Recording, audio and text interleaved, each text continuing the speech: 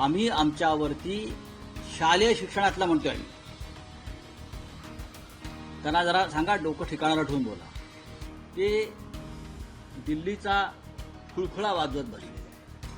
मला आश्चर्य वाटतंय शिवसेना म्हणून घेणाऱ्या त्या एकनाथ शिंदे आणि लोकमंडळींचं ते कुठे लपून बसले.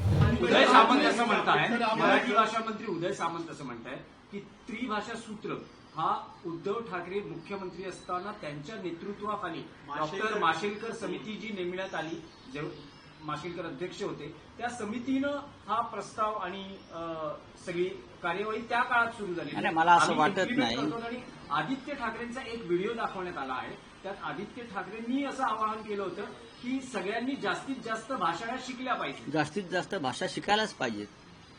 आचार्य विनोबा भावे यांना 24 भाषा येत होत्या.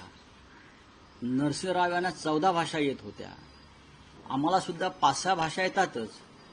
जास्तीत जास्त भाषा आम्ही शिकतोच आहोत ना. त्यासाठी उदय सामंतांची शिकवणी घ्यायची गरज नाही. बरोबर आहे. तुम्हाला कोणत्या भाषा शिकायच्या हा तुमचा प्रश्न. आम्ही आमच्यावरती शालेय शिक्षणातला म्हणतोय आम्ही. त्यांना जरा सांगा डोकं ठिकाणाला ठेवून बोला.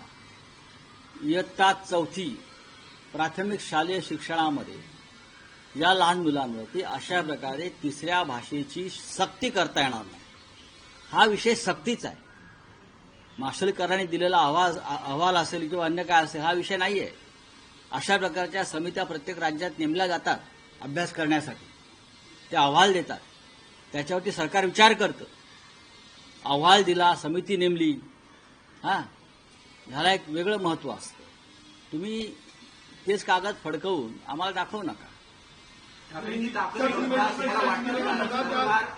विचार करेल, पुनर्विचार करेल. 8 दिवस तसे आंदोलनाला आहेत. सरकार काय विचार करेल हा सरकारचा प्रश्न. सरकार जे आहे सध्याचं फडणवीसांचं, मिंध्यांचं, अजित पवारांचं, ज्यांना ह्या विषयावरती काही भूमिकाच नाही, ते दिल्लीचा खुळखुळा वाजवत बसलेले आहे. मला आश्चर्य वाटतंय शिवसेना म्हणून घेणाऱ्या त्या एकनाथ शिंदे आणि लोकमंडळींचं ते कुठे लपून बसले. कोणत्या त्यांनी का बंकर बिंकर केलाय का या विषयावरती बोलायचंच नाही.